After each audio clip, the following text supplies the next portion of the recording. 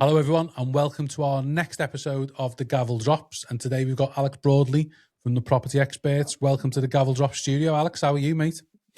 Very good. Thank you, yourself. Not too bad, not too bad. So, those of you who don't know, Alex is a part of the Experts group. He's a property expert. So what area do you cover then in your business?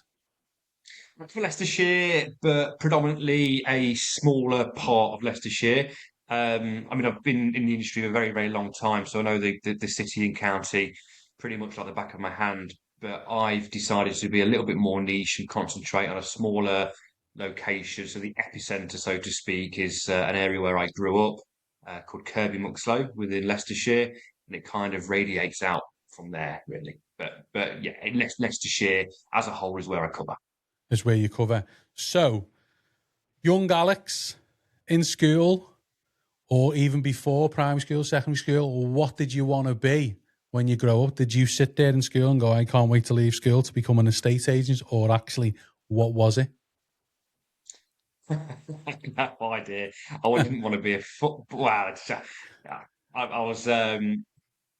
My hero was Peter Schmeichel, named after Alex Ferguson. Um, and my hero was Peter Schmeichel growing up. So I suppose, yeah, being a goalkeeper for Man United was probably the goal at one point. But no, as I got older, that was never really a goal. I think, like most young people, they're a little bit lost. And you're wondering through, do I stay in education, do I not stay in education, do I get an apprenticeship? I mean, this when I was thinking about leaving school, that was a time where everybody wants to be plumbers. A lot of people got across to Australia to make money in trade, and I don't know. I went to higher education for about a year in business studies, then I pulled out. So yeah, there was no really aspirations. I wanted money, but I didn't know how. Didn't know how. So what was your first job that you took on?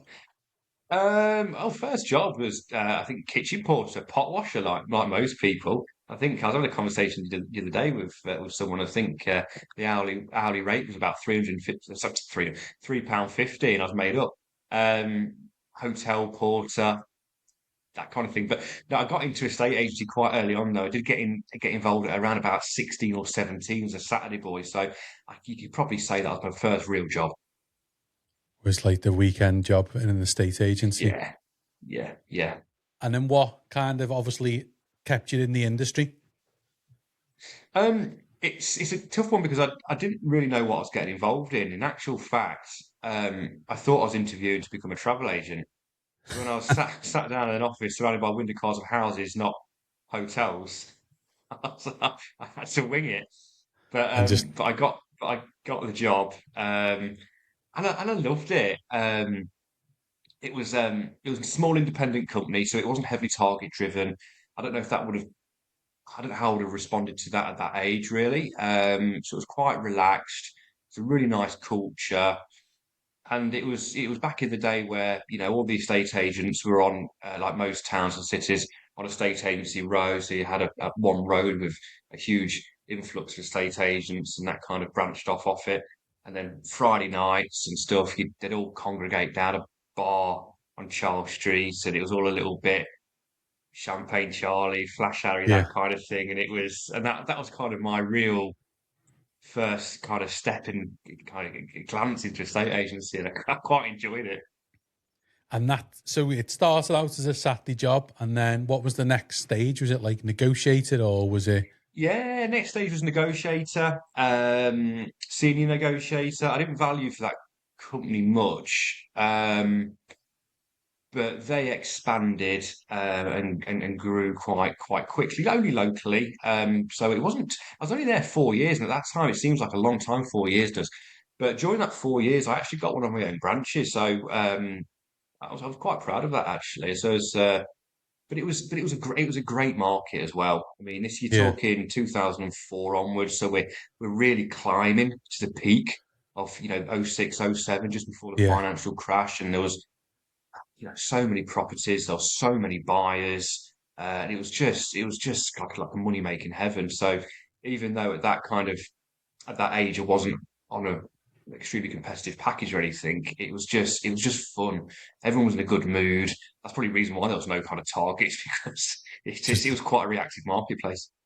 I think that's the thing, isn't it?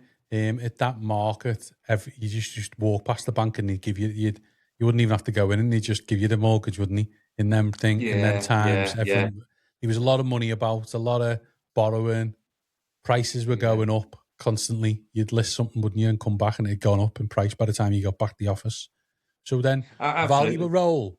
When did you start doing the valuing side of things? I didn't, for ages. So from there, I left to work for another independent firm. That was just as the market crashed. So that was 07, oh 08, and and it really plummeted. So then I had to go into a bit of a stopgap. So I went to work for British Gas Business in their account management department for about 6, 7 months, and then I went back to a state agency. And the next firm I worked for was with them for I think the best part of 10 years. But even then, I wasn't valuing. I was manager. I was negotiator, senior negotiator, manager, branch manager. And I did a few valuations, but it wasn't really until the last kind of um, 5 to 10 years that I actually started valuing. I've been doing the job best part of 25, but that's 5, 10 years is when I started valuing really. So now you've done all all sides of the business. What is your favourite part of it Well, that I you don't like to like do? managing. I don't like. I'm not a good manager. I'm a bit of a control freak. I'm a bit of a lone wolf. I like to if I know I've done something, it's done. And if I've not done something, I've only got myself to blame. So I love valuing. I love going out, meeting people, and having a chat with them. And that's one of the things for me. I don't pitch. I don't have an Sales pitch. iPad or a clipboard or a portfolio or slides. I don't do any of that. So I just go out and have a good chat with them. And also negotiating. I love to negotiate. I love happy buyer, happy seller. I love to make dreams come true. Locally, I refer myself as a little bit of a kind of property cupid. I like to know who's looking for what and where, and hopefully kind of match people. So I think that's quite efficient for estate agents. But yeah, just going out negotiating, making dreams come true, and having conversations. It's just people, isn't it? I think everyone gets stuck up in caught up. I mean, in the transactional side of things. But I think if agents realise that actually it is just people that you're speaking to who actually want to buy the dream home or sell a home or move on in life or whatever it could be, you're just helping them along like that bit of a journey. So regarding, as you say, the estate agency industry as a whole, of how long you've been in it, when was really the tough times that actually you thought, "Do you know what, actually I don't know whether this business is, or this industry is right for me." I've never had that really. I was a little bit when the market crashed, the global financial crash. I was a little bit disappointed that I had to take a step back into not take a step back, but take a step out of the industry and go and do something that I didn't really want to do or have any interest in doing. I needed money. The world was in a terrible state, and jobs were scarce. I stuck it out in a state agency for a period, and I think I sold. I think we sold one property in 2 months. I thought, this isn't good, so I had to take a little bit of a step out of it, which was disappointing. But I've always enjoyed it. Um, like I say, I fell into it accidentally. Um, and bizarrely, I don't really take much of an interest in the property market as a whole. It's something that's probably a little bit, maybe it's not unique, but it certainly feels like a lot of estate agents have a real keen interest in what's going on in the market nationally. For me, it's never really been something that's bothered me because I don't think it's relevant to a lot of I don't, my buyers, my sellers. What I prefer to report is localized stuff. Yeah. What I see uh, um, day to day in the areas that I work. I report that. What the local stats are saying. But no, I just love it. And as you're growing now and you've gone, so the last role before you obviously launched your own business, how long were you in that business for? 4 years. 4 years. Yeah. So, what made you take the leap to go like self-employed? Money and I mean, I wish I'd love to say flexibility, but I had a great deal of flexibility with that last firm. In fact, now I'm working with myself. I actually give myself less flexibility, which is ironic. Um, but yeah, it was the money. It was getting to a point of realization where I'm early to mid 30s. I've got goals. I'm ambitious. I know what I want, and staying in employment just wouldn't have provided it for me.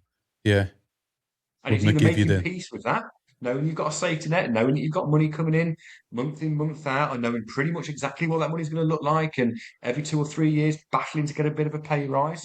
Fine, you can make peace with yourself with that. That's fine. But I just thought I've got to give it a go. And I've got a lot of self-employed friends, and not self-employed in trades. That seems to be the norm. It always has been.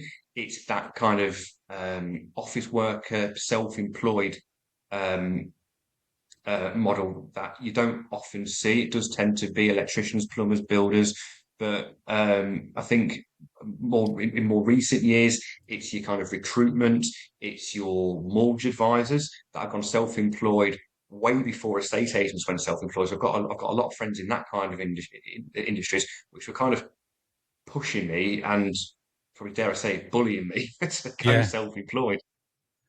I think is it because you've been around people that do it. It's a confidence thing, isn't it? Because like everything, isn't it? If you're going to take this leap of faith, it's easier for you to say to me, Ray, you'd be really good at that. You should do that because that doesn't affect you.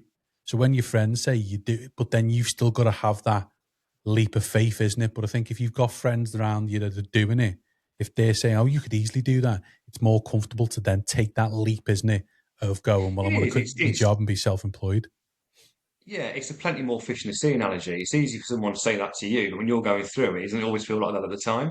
Mm, If you're going through a breakup or whatever, yeah, there's plenty more fish in the sea. Great, yeah, we all know that, but it's not as easy to when you're going through it yourself. So yeah, it was a tough one. It was something that I've been. I mean, I remember kind of back when I was about 18, like squirreling away one of the sole agency contracts from a firm that I worked for because I thought, well, okay, at any point in the kind of near future, I'm going to open up my own estate agents, and I'm trying to get as much knowledge or as much information as possible so I can kind of hit the ground running. I want to say contracts, I mean blank contracts, just yeah, so I kind of know what a sole agency looks like and if I can reproduce it myself.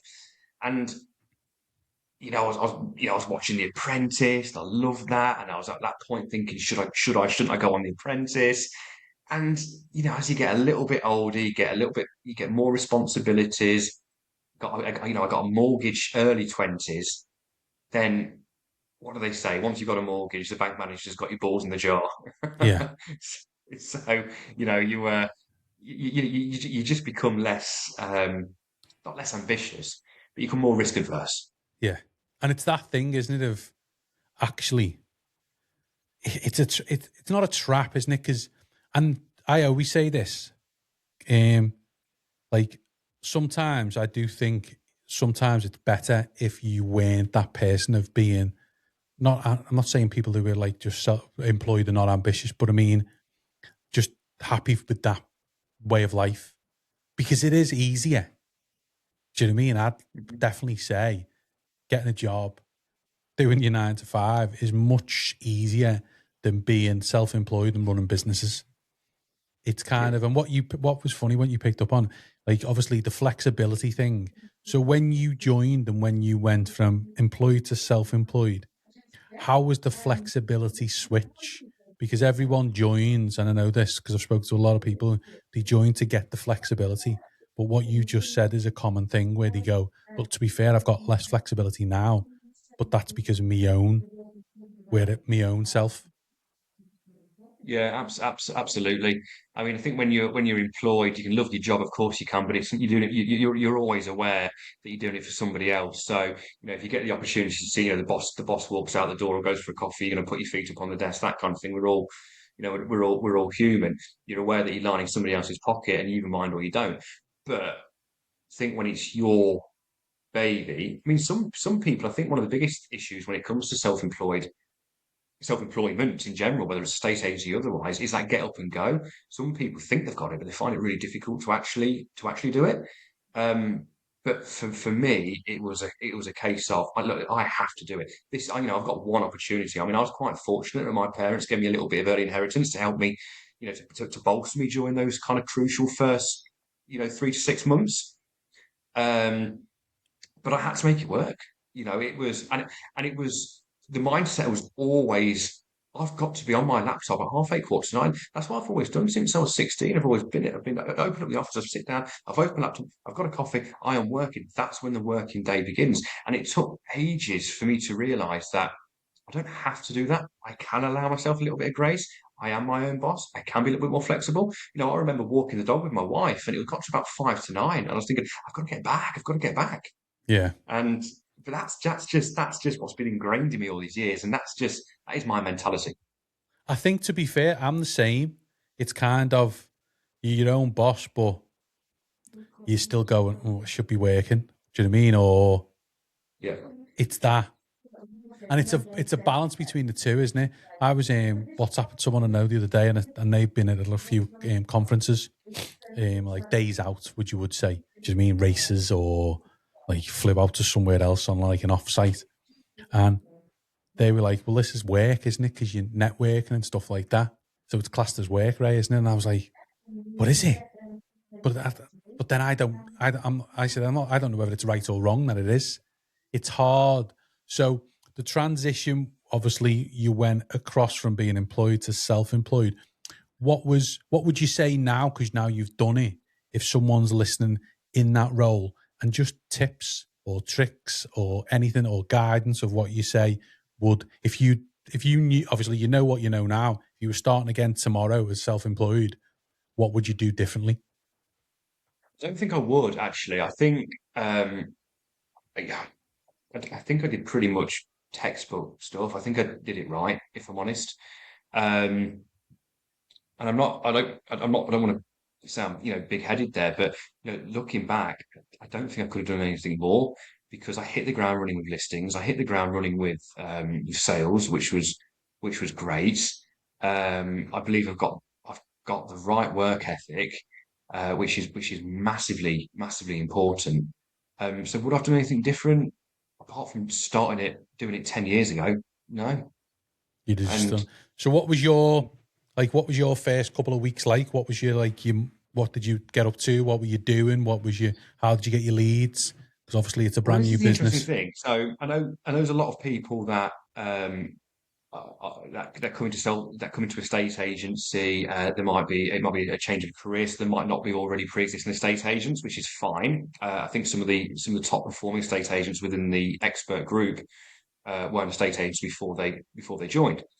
Um, but you've got this preconceived idea about, and I think it's anxiety, I think it's fear that you're stepping completely into the unknown. But in actual fact, I just did what I did the day before. That's the thing. I did what I've been doing for the last 20 years. Nothing changes. It's the same job. It's quite a simple job, really, if you break it down. It's not overcomplicated, nor should it be. But I just picked up where I left off. The company I worked for previously, I love them to pieces. I think they're great people. It's a great company.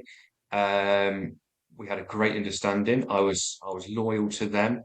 I started afresh. I wasn't interested in taking anyone's clients.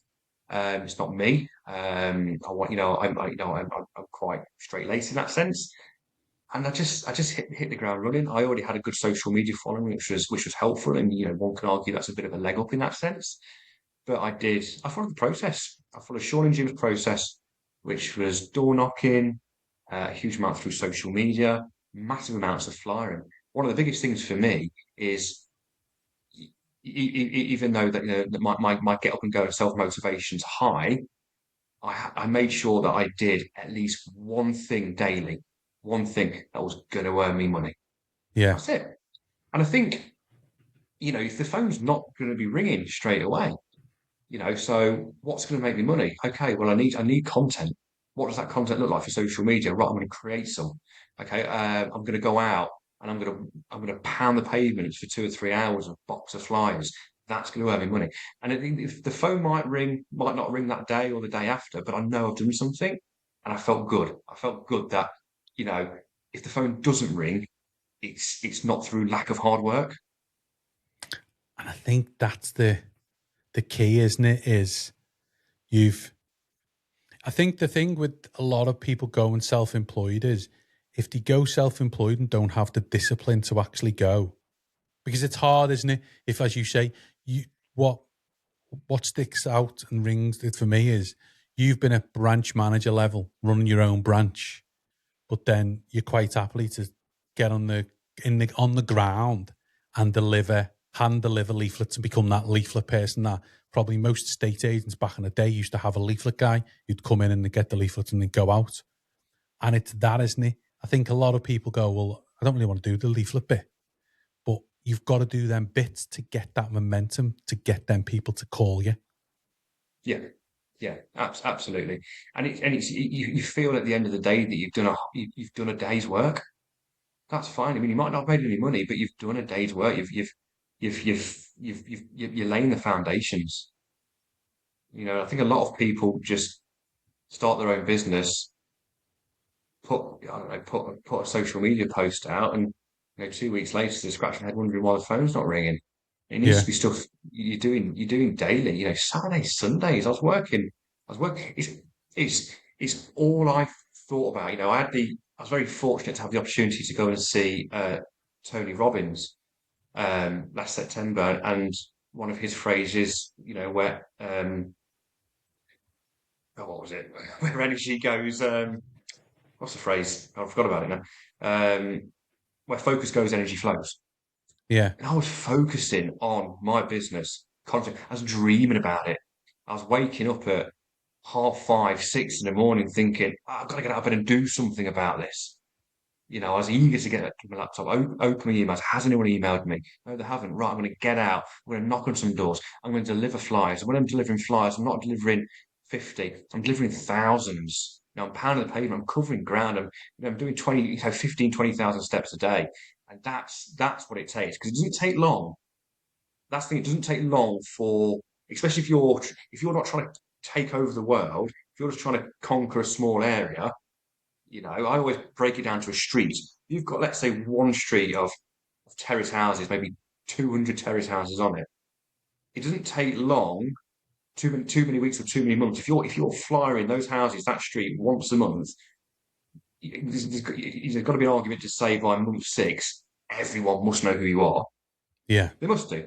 Month 1, you might land a load of takeaway menus. You just get scooped up and put in the bin. Month 2, the dog might eat it. By month 6, they've got to know who you are, and that's just been my mentality. Just get as many people to be aware of you as possible. And I think if you break it down, it's simple. I was speaking to an agent today and I said, listen, if you break it down, it's just seller conversations. What actually gets me a seller conversation today? What actually moves the needle for me to speak to someone who may not be wanting to sell today, but may be wanting to sell in whenever, or even never wanting to sell, but just having that conversation with the seller? Yeah. It's just tracking that data. So obviously you got out. What was your first listing? Can you remember it? Your first ever Yeah, owned it was property? I can't remember, it was one or the other. It was property in Glenfield, and I think it was shortly followed by a property in Kirby, which I was absolutely delighted. I think it happened in the first week, if I'm honest, and I was absolutely delighted. And I I put the instructions to the board company to get the board erected, and I gave it 2 or 3 days because sometimes there's a bit of a backlog, Lag. and I raced around there to have a look at it, my board up and stuff, and probably one of the most proudest moments of my life to see Yeah. that, yeah, because it was such a huge step for me. I mean, you talk about self-employed estate agents, I would say that I'm the poster child for that. I will give you every single excuse under the sun why it's not a good move to go self-employed. Every single one. So to see that my board up I was so proud. But yeah, I was quite fortunate in that sense where I hit the ground running with a couple of listings quite early on. But then but as you say, it's the hard work you've put in. Because that's the thing, isn't it? People go, well, yeah, but you've hit the ground running with your self-employed business, but you still were working hard to get that point. But then you've done the hard work as well for the last 20 years to get to the point of knowing the industry. Yeah. So it's a balance between the two. What would you say is your most lead generating machine, as you would say? Where do you get most of is it now word of mouth? Is it now stuff? Yeah, so it's between flyers, boards, recommendation and social media, really. So, yeah. So are you still leafleting constantly Yeah. now, or? Yeah. 3 years in, I've only just outsourced that. Only just. And on a good week, how many leaflets do you reckon you were doing at like the peak? Well, this is it. As I got busier, it was kind of like as and when if I've got a spare few minutes, I'll do it. So there wasn't any structure to it. You can't do everything. Something's got to give, but it shouldn't have to. And that's when I started outsourcing it. But I don't know, really, thousand a week, maybe. Still, that's a thing, isn't it? It's still it's a compound effect, isn't it? Of people constantly doing it. So when you think Yeah, about it, even if you look at it, 12, I mean, 52,000, 52, even if you've done it for 40 weeks, still 40,000 leaflets. And I used to always do leaflets in my own business, and people go, does it work? And I was like, for me, it wasn't whether it worked or not. It's always worked. But it's just like, okay, it costs you, the leaflets are cheap. It costs you a bit of time, a bit of effort.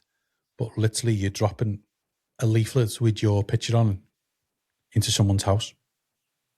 but this is it. But it's not only a leaflet with your picture on. You're also especially in the warmer months, you're meeting homeowners. They're in the Yeah. driveway. They're about to take the dog for a walk, or they're washing the car, or you appear on the Ring doorbell. So it's all advertisement, and that's why I've always suggested to do it yourself. But something has got to give. You can't do everything. So at some point, you have got to start outsourcing things. Doesn't mean to say that I don't do it. I just do less of it now. I Mm-hmm. might just go, okay, well, I've got a spare couple of hours. I'm going to get my steps in. I've always got a box of flyers in the back of my boot. I'm going to go to an area where my leaflet dropper isn't flying right now. I'll just do a bit. Just do a bit. What did you find about? Obviously, you've probably done it before when you were employed, but door knocking. What do you think of the old door knocking? Well, it's the new door knocking for me. I never really thought about doing it. In actual fact, I never really gave it much thought. But if you'd have asked me while I was employed, I probably would have gone down the route of is it legal or not?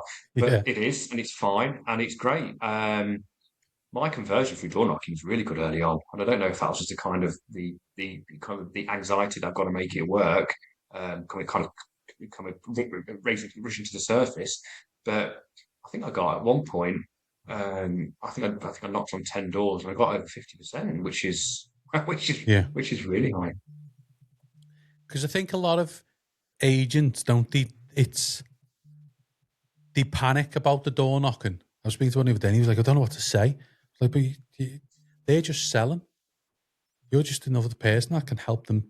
They were like, "Yeah, but you don't want another agent." I was like, but they're looking to buy in your local area. If you just offer them that service, Yeah. you're not there to. I think I said you're worried that you're not going to get a listing from it, and you're going there trying to get a listing instead of just going there to get some sellers' details who are selling in your local area, who actually you may list the property that's suitable for them, and then you've got them on your database.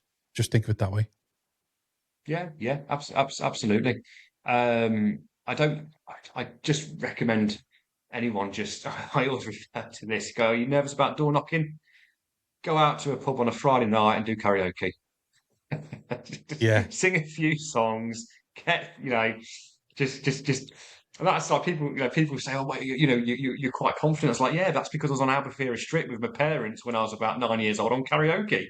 You've got to build this confidence up. But I never thought it is scary. What's the worst? What's the worst that can happen? Yeah. No one's really that rude.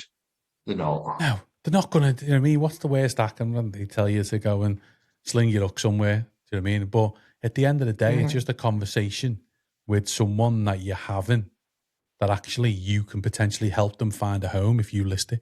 Just think of it that way, and you're onto Yeah. it. So regarding the social media side of the business, obviously, have you always is that heavy? Because a lot of agents then have that fear of putting themselves on video, putting themselves on camera, being the face of the business. Have you ever like worried about that, or have you always been?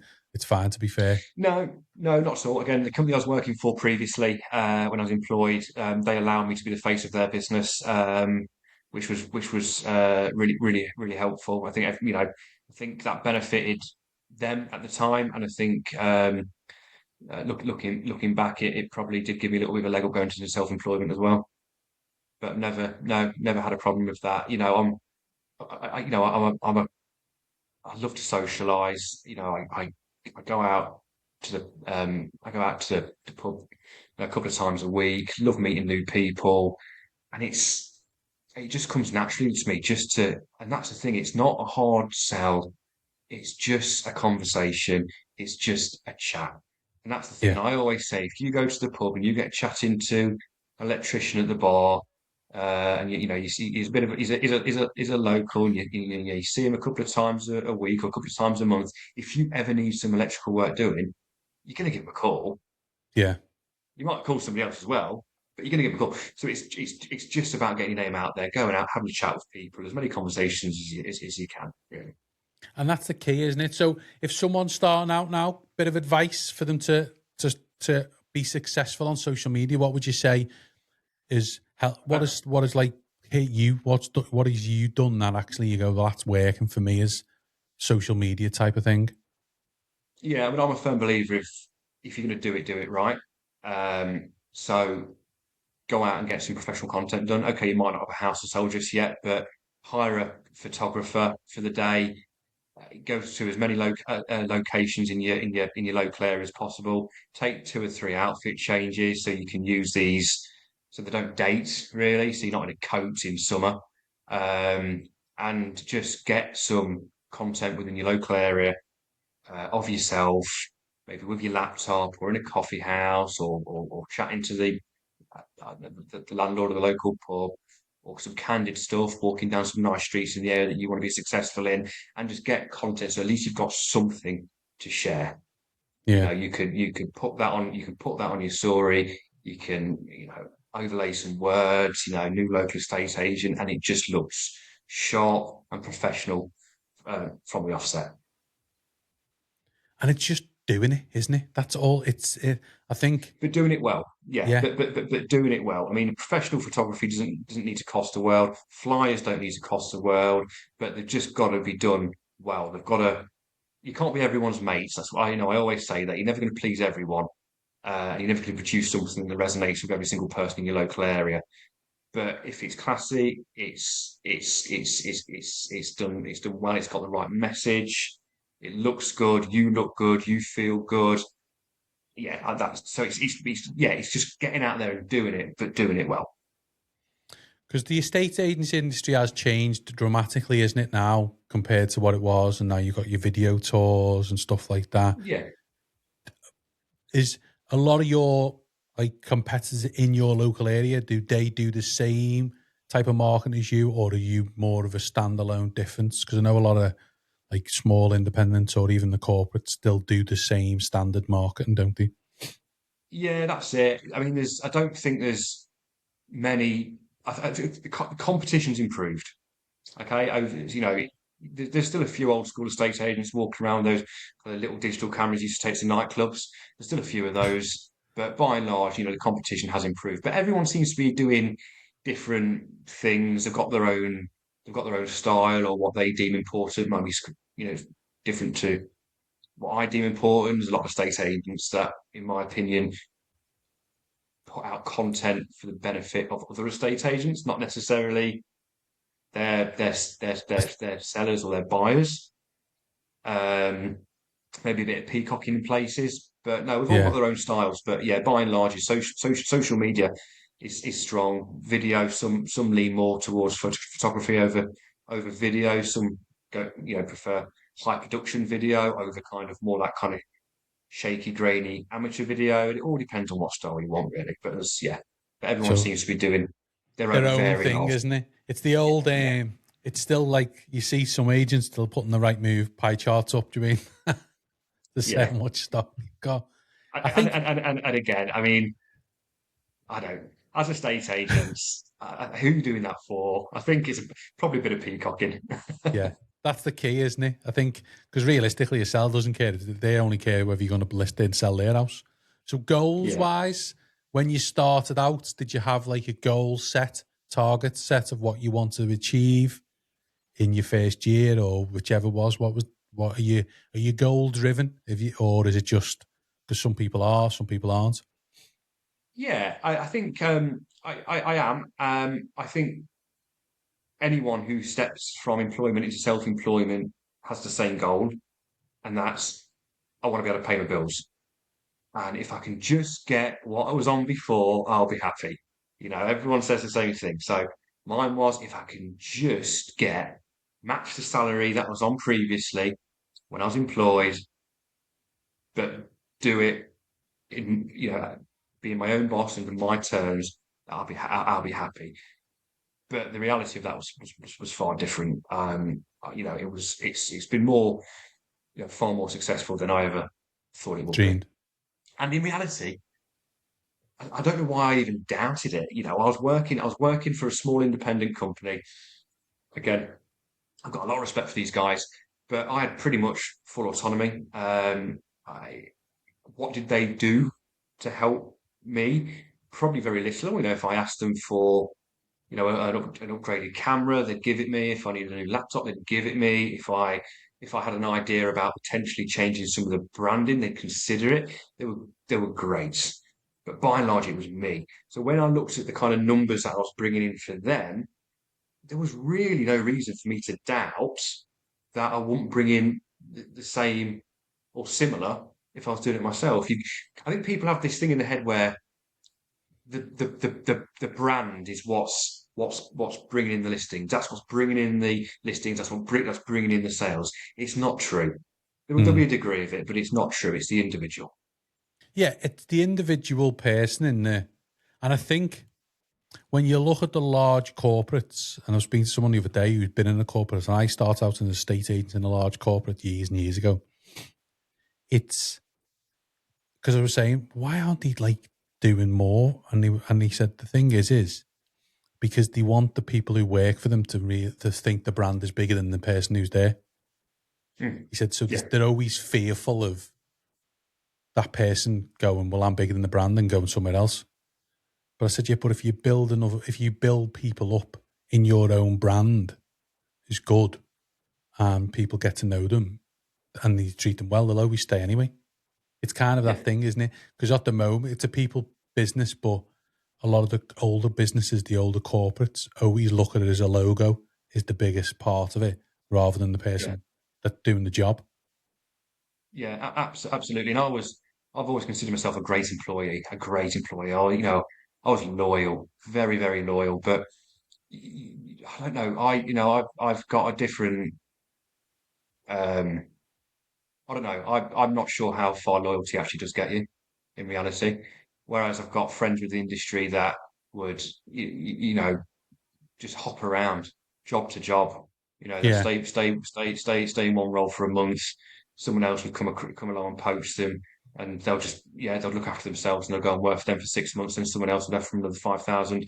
Then they'll go and work for them for a year or whatever. I've never been like that because I've always thought that loyalty is what's going to get you the promotions, it's going to get the pay rises. But I don't know if, in actual fact, if people take advantage of that. And if I actually look at what I know you can't ignore commission because it's a big part of the industry, but yes, if you look at my salary when I first started to my salary when I left, 20 years, it would have been 20 yeah, so 2 decades from A to B. made How to much has be. it actually increased by? It's not huge. No. It's not huge at all. And I think that's 15, the 20 problem. grand. Yeah. That's the problem with the industry, isn't it? Yeah. Because when you look at what when you if you break it down and look at it simple, right? You as a person who's working in this estate agency are selling this person's most valuable asset in most cases.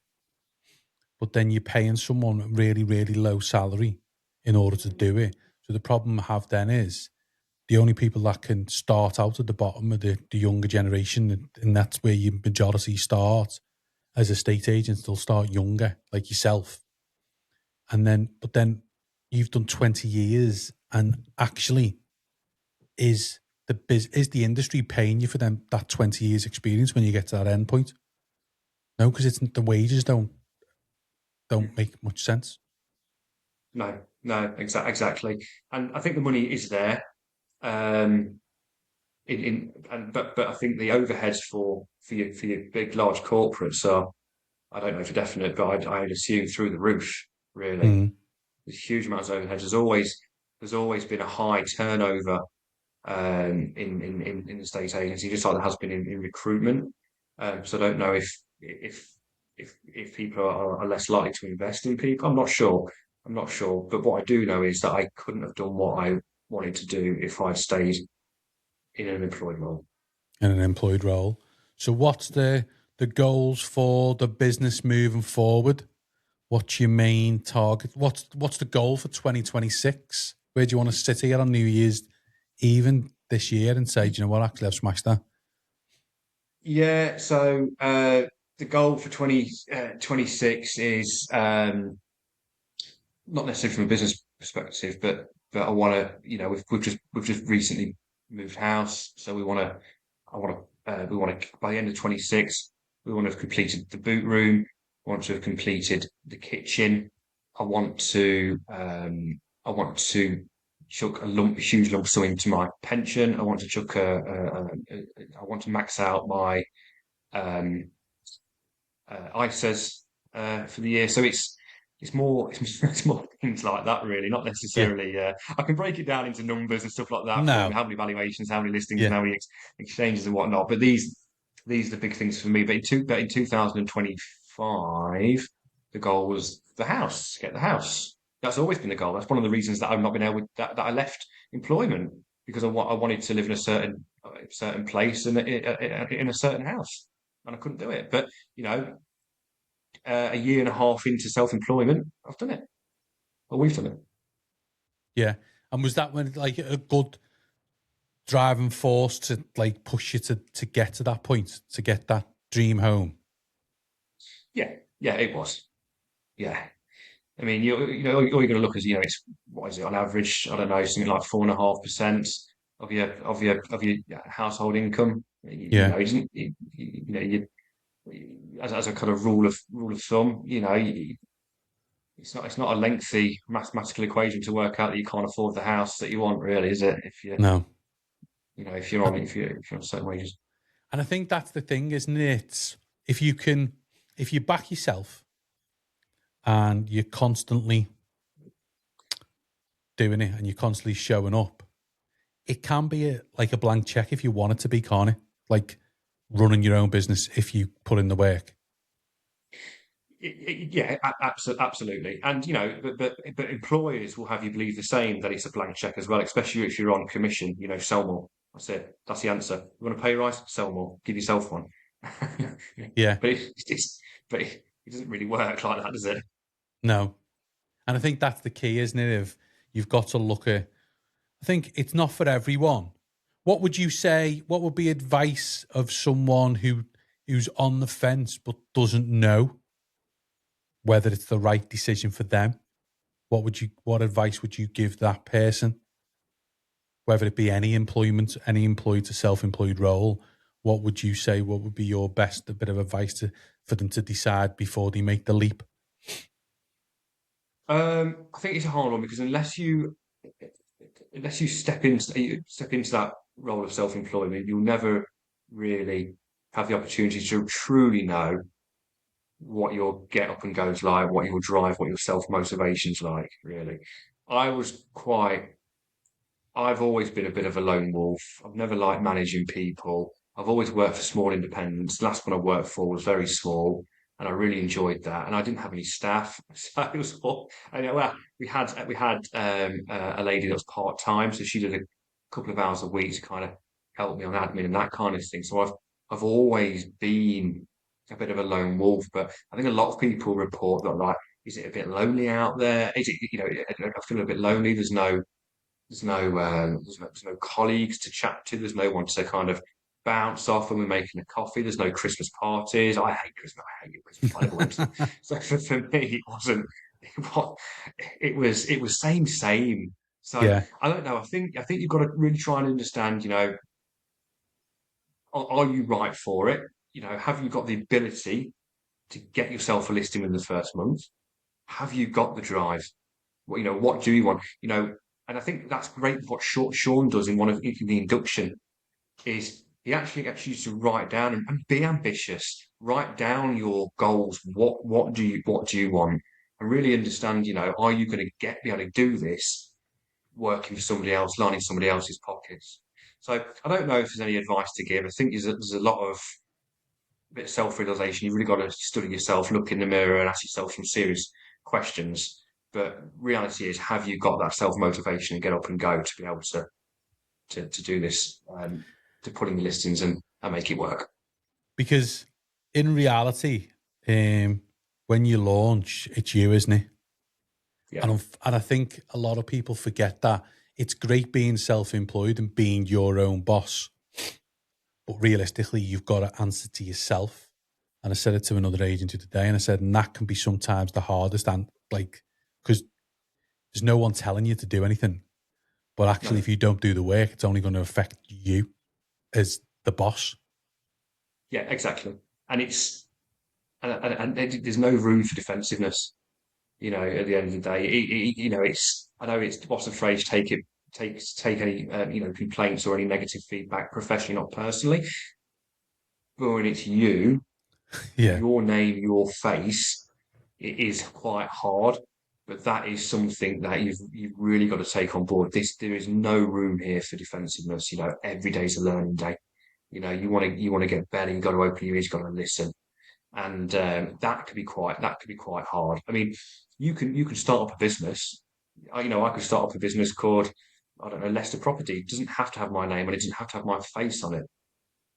But having your face and your name does really work. It does really propel you, and people do take notes, and feedback's been great. But it does then make things feel a little bit more personal as well. And I think because it's your name above the door, as you would say, and it's your own your own personal brand. So is it hard to take?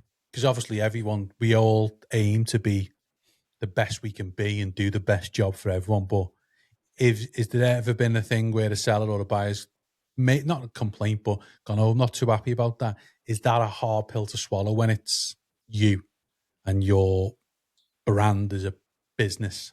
Yeah, yeah. I mean, I've yes and yes, yes and no.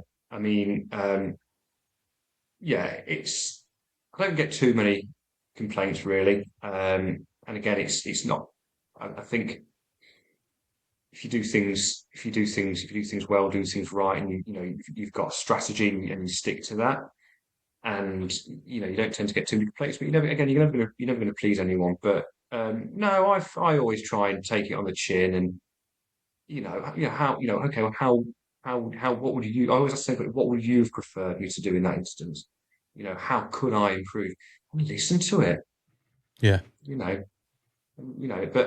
but yeah, it's sometimes difficult not to take it personally with your name and face. But yeah, it's just one of the things that I bit of advice to give that you're always as an estate agent or working as an employer or for a company, you're kind of hidden by that brand a little bit, whereas you're quite exposed when it's just you. Yeah. You're out there, aren't you? So have you Yeah. ever, out of all the years, have you ever had a favourite listing that stood out? Yeah. Do you know what? It's probably not what you'd think. I think it was 1920s or 1930s detached property in an area that I work in, Kirby. Everything was done beautifully with it. It was just, bay fronted. It'd been extended, so it'd been brought into the kind of modern world. So it's got your kind of 21st century luxuries, such as your open plan kitchen diner. But they've got this big outbuilding in the back, and the previous owners of that property, not the ones I was selling for, the ones before that, he was a joiner, and he made anything that's pretty much anything that was wooden in that house, he He made made. in that workshop. The staircase was beautiful. It was like a staircase that should have been in a hotel, but still in keeping with a 1930s house as well. There was not a creak as you walked up it. Up it. Oh, The doors were beautiful. In fact, the inbuilt cabinets. So it wasn't the most expensive house I've dealt with by a long stretch, but probably one of my favourites actually.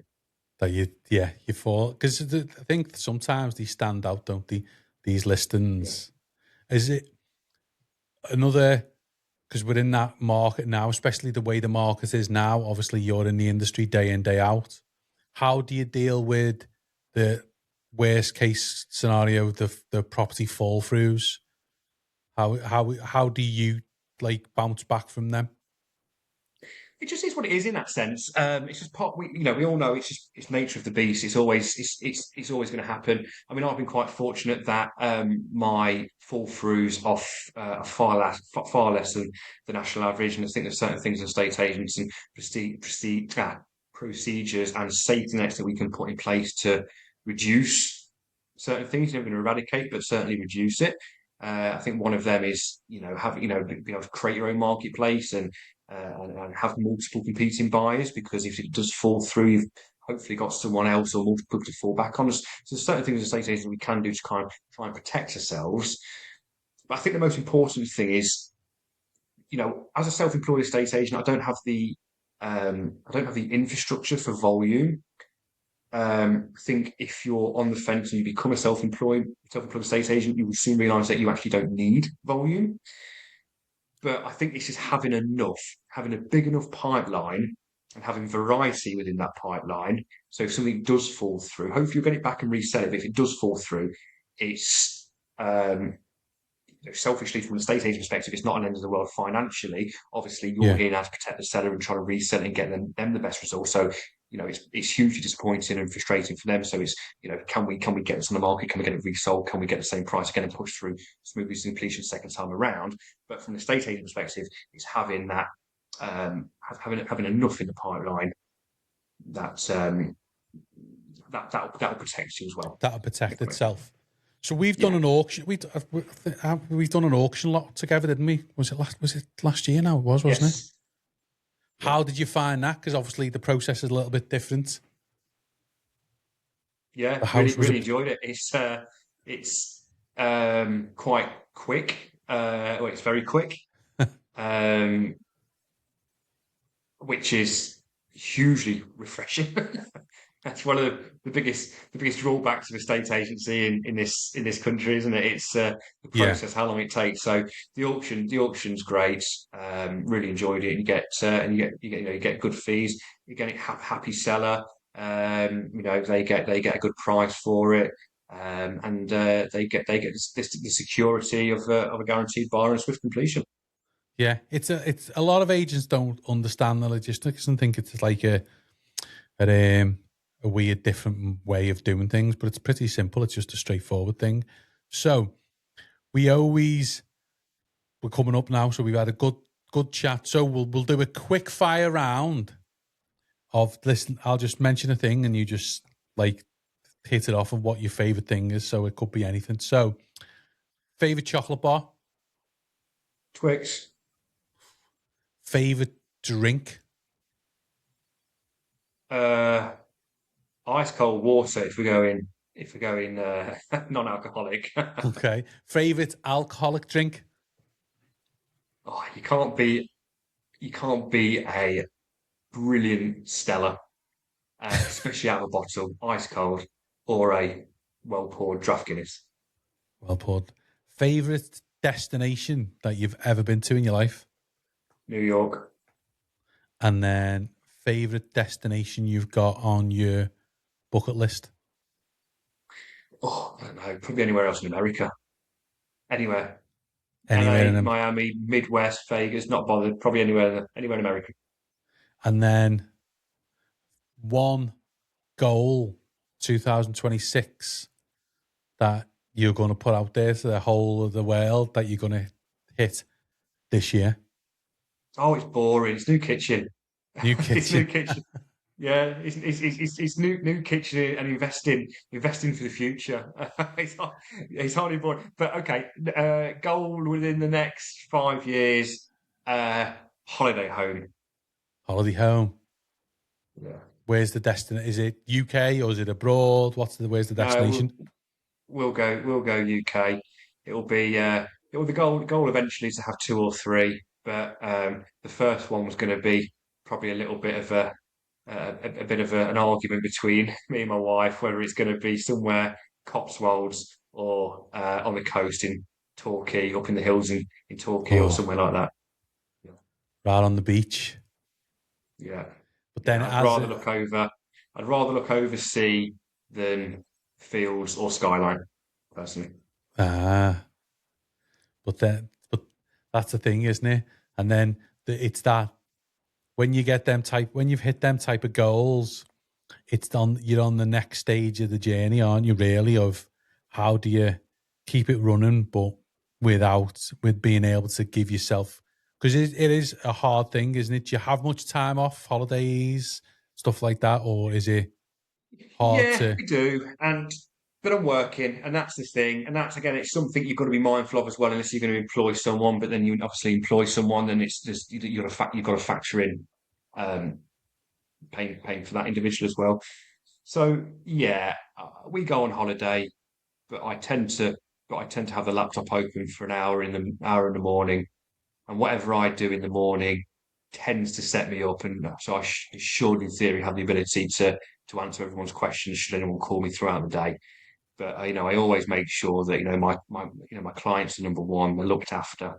If Yeah, someone wants to view their property, there might be a few hours delay. It's inevitable, but they're gonna get booked in regardless. regardless. And I think Yeah. it's because I had this conversation with a guy with like a friend of mine the other day, and he's obviously been an employee for ages, and he was like, "Yeah, but you still work when you're off on like holiday." I was like, "But you do, but if you'd enjoy it, it's not really work." Do you know what I Yeah. mean? If you're jumping on a computer and doing an hour and you've got, and it's, I said, if you can imagine if someone's messaging you or emailing you going, I want to view this house, and you're selling and blah, blah, blah, and you're booking a viewing in, or you're taking an offer, or you're doing anything to one, help your clients, and also, well, actually, if I sell that, I'm going to earn more money. It's not really that bad. You can do that on a, I mean, like we went on an offsite for all the MDs to Marbella, and I was doing an auction in Marbella on a balcony, and I was thinking, is it really work when I'm sitting on a balcony overlooking Marbella on my laptop? Now, some people will go, yeah, it is work because you could be sitting in the pool, but it's not really, really work, is it? Because you'd enjoy it, but you didn't. You do, and I think the important thing with that is not to be burnt out before you go. Yeah, I think that's a huge thing. And yeah, I think when you run your own business, you're going to have to put the hours in. You really are. But I think I think it was last year or something. I was working silly hours, and I had to question whether or not is this what burnt out feels like. I don't actually know, but because I'm a bit of a workhorse and I actually enjoy it. But I've just brought my wife got my wife involved with the business now. She's going to be all things client experience to really raise. I mean, I've got high standards anyway, but to really kind of yeah, go above and beyond in that sense, really. So, but we're gonna share the load in that sense as well. So, yeah, you're gonna always gonna work on holiday now. Instead of one of us working on holiday, two of us gonna work on holiday. But yeah, the important thing is not to be burnt out before you go, because then you might resent it a little bit. I think I'm like you, I enjoy it. I actually think I can't sit by the pool all day. I get a little bit bored. I find myself scrolling through ones anyway. So to be able to get my laptop and go out and sit there. The last one we were in Morocco, in Marrakesh. We had this beautiful hotel, and I set my laptop up. It was in a shady part of the garden, and I was booking some viewings, and I had a peacock. walking past me. I was like, this is great. I don't mind this Yeah. whatsoever. And that's the I'm either going to thing. be doing it here or on my kitchen table, so I'll do it here. Yeah. Might as well do it there. So Yeah. regarding the burn, because it is a thing about like, because it is, isn't it? It's hard work and demanding. And it's hard to sometimes switch off because I get that. Whereas when you're not working, you feel like you should be working. When you are working, you feel like, oh, you're doing enough work. And Yeah. it's hard to get that balance, isn't it? And going, well, actually, do you know what? I deserve to take the afternoon off. Because I was done a thingy with Mark Moffat, one of the other property experts, and he loves to play golf. And he was like, when I first like went from employed to self-employed, I'd always be, when I was employed, saying, oh, I can't wait to be self-employed. I get to play more golf. He said, but what I realised in like the first year, I played less golf that year than I ever done in all the years before. Hmm. Yeah, exactly that.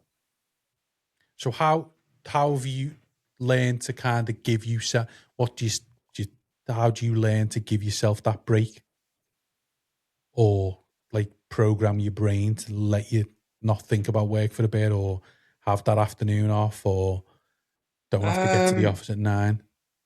I think it's easy. It's easier said than done. Yeah, I'm not that rigid with myself anymore. Where I have to be sat there with my laptop open at 9. You know, if the phone, if I'm not and the phone rings, it gets answered, regardless. But I do still treat it. It's not a part-time job. But no, mate, it's been really great having you on. So I'll end on, this is Alex Broadley, property expert, episode of the Gavel Drops done.